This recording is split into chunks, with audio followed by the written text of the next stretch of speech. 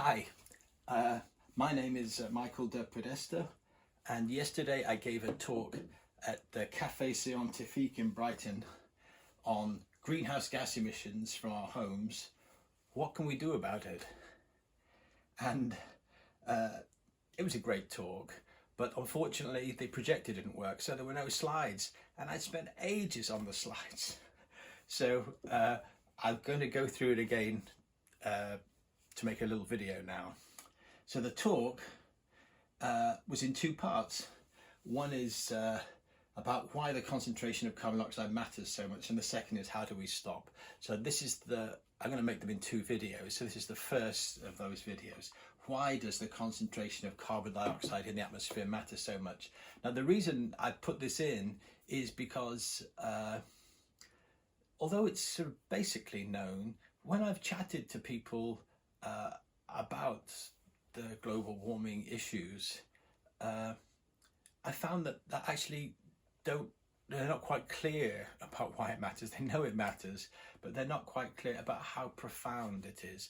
It sort of conflates with issues around recycling and pollution and so on.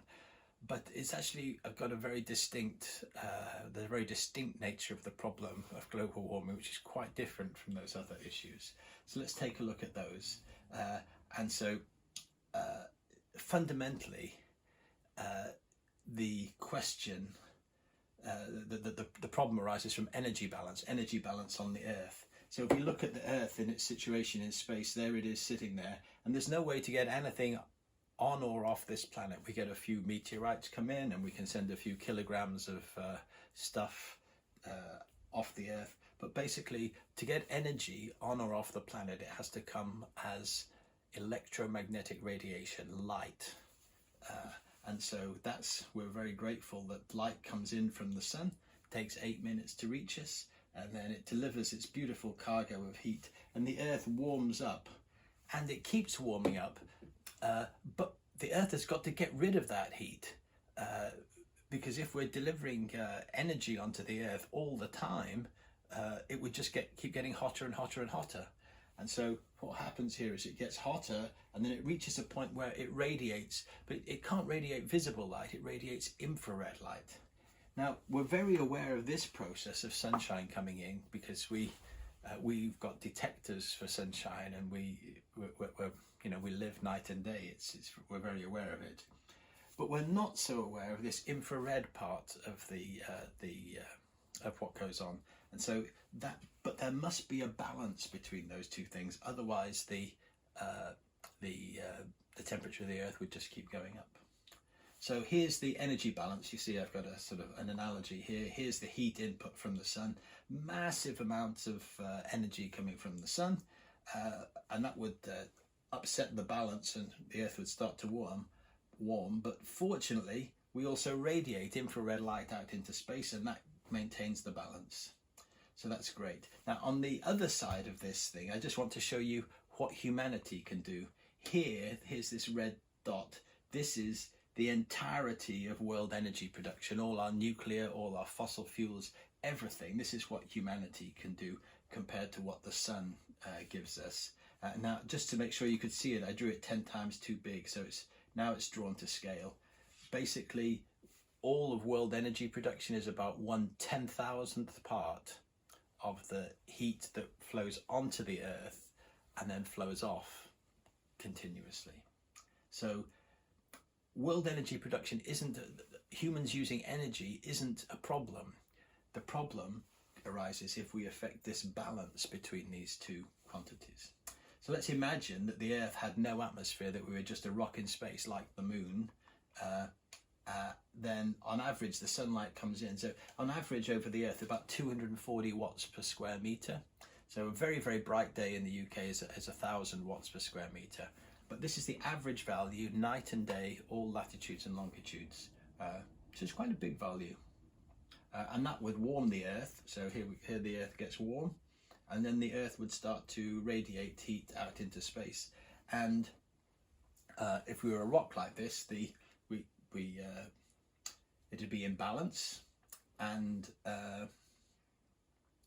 we can calculate what the temperature would be. The temperature of the Earth would be minus 18 degrees Celsius. It's just off the bottom of the screen, irritatingly. But that's very, very cold, and that is not what the average temperature of the Earth is. We're not icy, basically, on average. So that's what would happen if there were no atmosphere. So the atmosphere has a big effect on the temperature of the Earth. So let's take a look at the composition of the atmosphere. Here it is. So these are molecules in the atmosphere, and if you picked 100 of them, you'd be mainly nitrogen, about 80, about 19 oxygen atoms, and about 1 argon atom. If you picked about 1200 molecules, you start to see a few water molecules around. And if you pick 10,000 molecules, you can begin to see the carbon dioxide. So let's just take a look at where those molecules are. There they are. Let's make them bigger and shake them around. There we go. So there are 4 molecules in there. So you can see the concentration of carbon dioxide in the atmosphere is not so big. 4 CO2 molecules in 10,000 air molecules. That's what's drawn on here.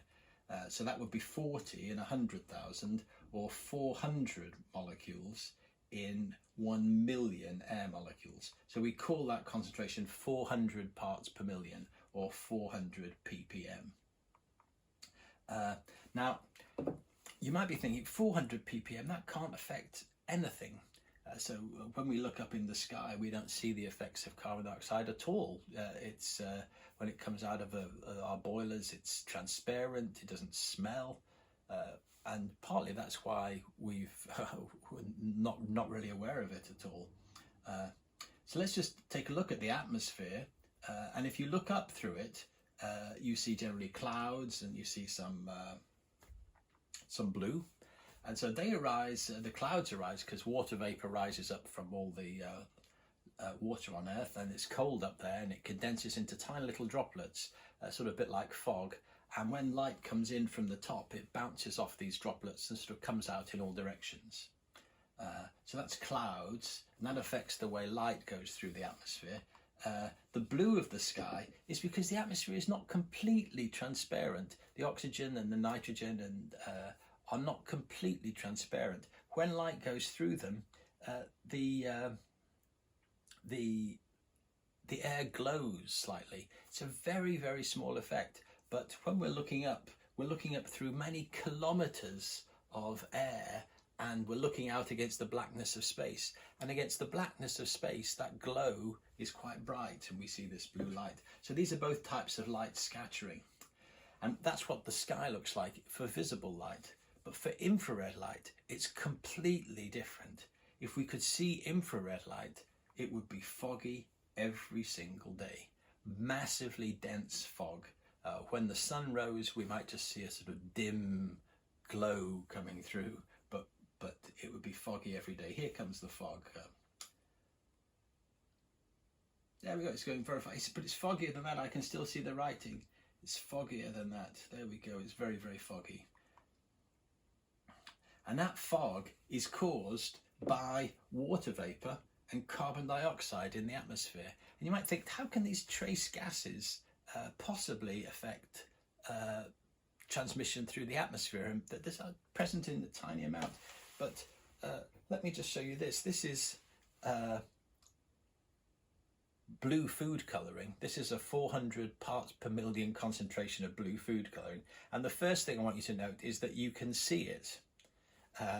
And the second thing, so 400 ppm is quite a lot in some things. If this were 400 ppm of arsenic, would you like to drink it? No, some things have a very special and strong effect. So if I pour this in here,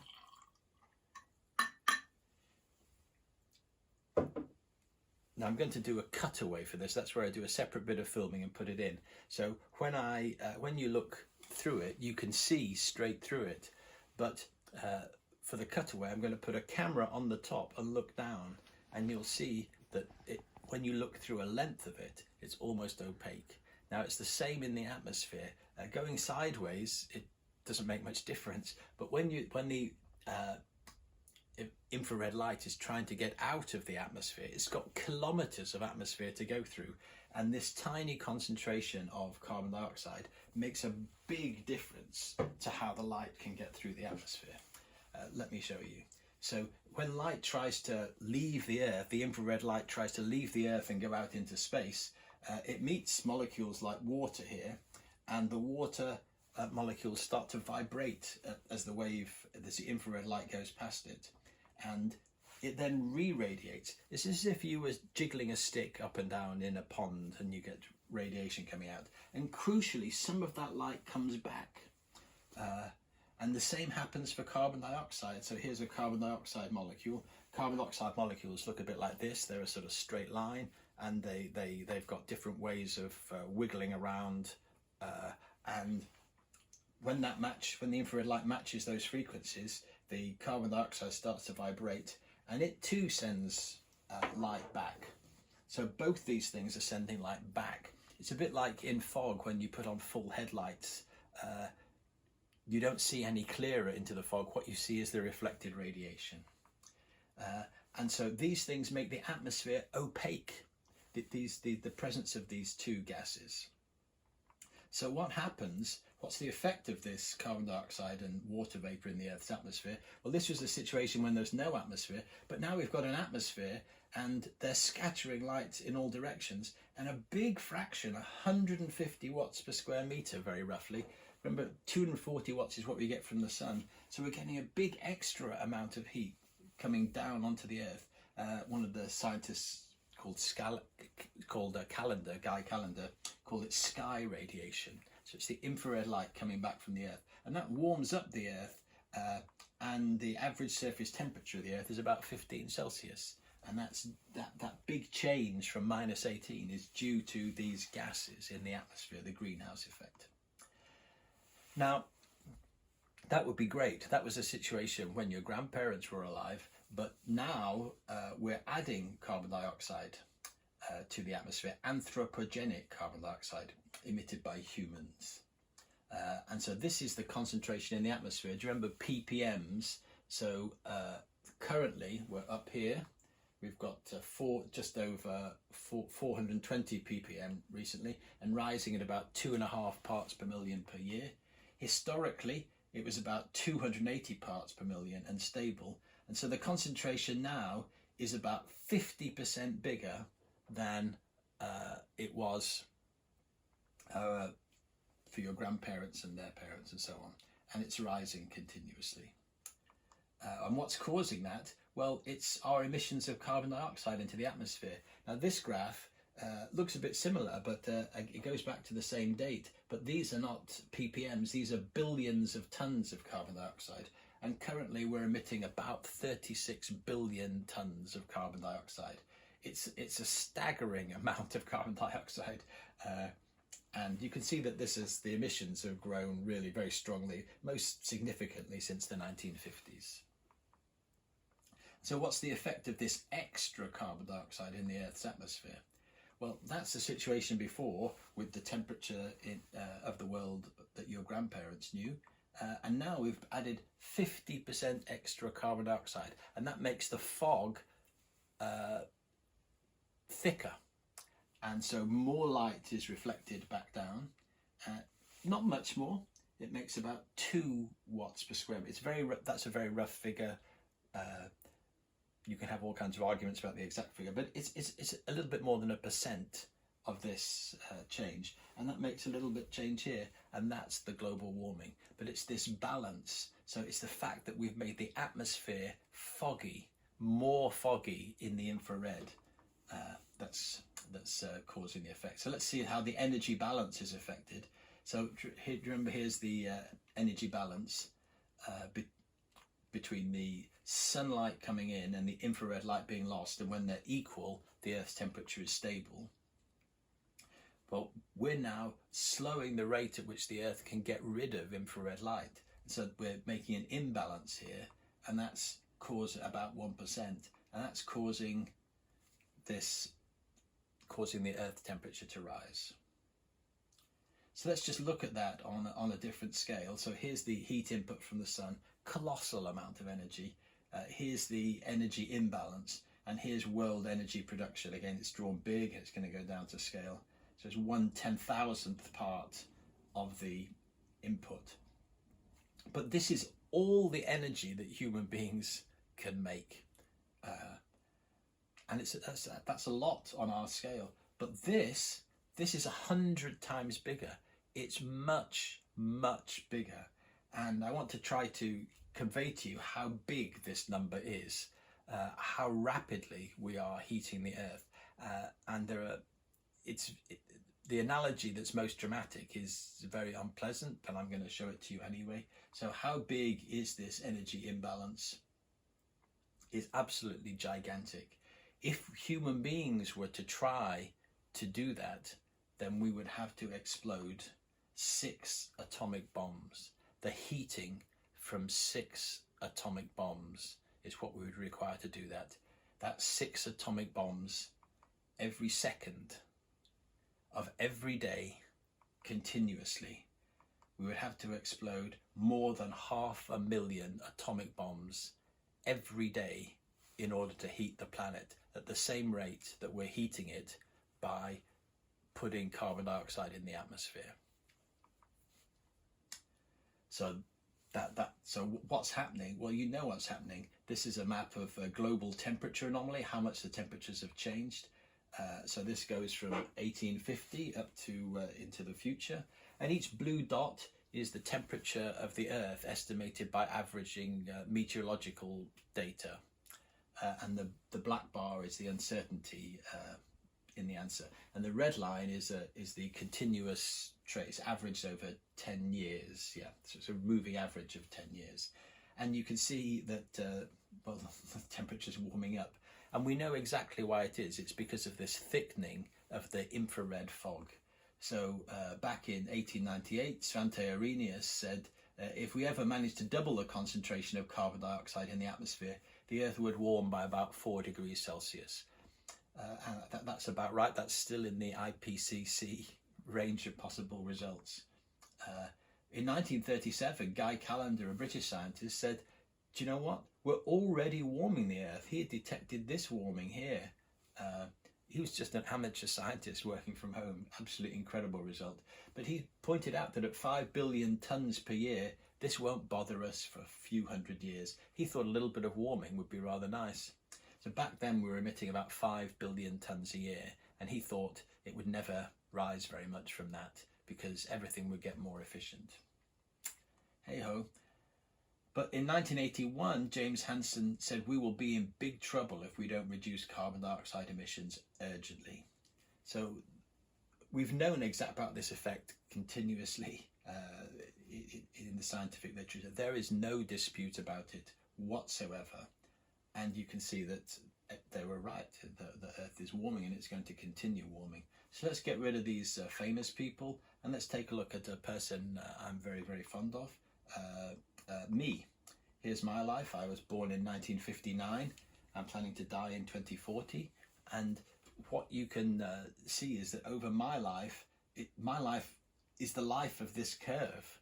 And these rises, although they look very dramatic on this thing, they're only about, on average, 1/100th of a degree per year, something like that. So nobody's aware of a change of 100th of a degree per year.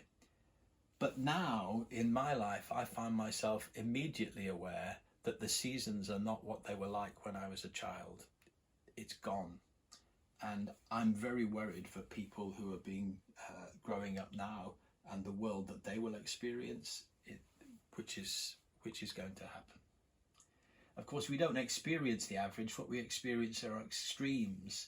And this chart shows from 2021 all the places on Earth that experienced their warmest year on record and their second warmest, third warmest, and so on. And you can see there are patches all around the globe. There are places that have experienced their warmest year on record. And there are also, on this map, are all the places that experienced their coldest year, second coldest, third coldest. And what you see is there are no places that experience their coldest year. The whole Earth is warming up. So what's going to happen? Well, it's the future. We don't know what's going to happen, but it depends on us what's going to happen. So if we look at our CO2 emissions, here we are now emitting 36 billion tons a year. If we want to limit warming to 1.5 degrees Celsius, we need to cut emissions dramatically now. That means this afternoon, not this evening, not tomorrow morning. It doesn't mean next year, it means now, right now, we need to cut emissions dramatically. To limit warming to 1.5 Celsius, we can emit at 36 gigatons for just another 14 years. So I think we're going to go past 1.5 degrees for sure. To limit warming to 2 degrees, we've only got another 40 years. So we really need to get our skates on and start doing stuff right now, because this is what's facing us, this line here. So this picture here is what's known as the climate stripes. The colours represent the temperature of the Earth from that previous graph, and they show going from 1850, the blue colours, through the 20th century and into these very hot years here. They're called climate stripes, and you can download them and print them. You can download them and print them for your location. And they're a good background to this summary. And the summary is this: the climate that we grew up in, that your parents grew up in, it's gone. It's gone forever. It is never, ever coming back. It's history. Even if we emit 0 CO2, the Earth won't cool. However hot we make it is how hot it's going to stay for at least thousands of years. So waiting to do something just means we want the Earth to be hotter. So if someone tells you they want to wait, ask them how hot. Ask them how hot they want the Earth to get. But the truth is that if we try very hard, we can still avoid these worst outcomes. We just need to stop emitting CO2. So that's the end of this bit of the talk. And so that's the end of that. I'm going to stop the video now. I'll put this one out, and then next time we'll begin again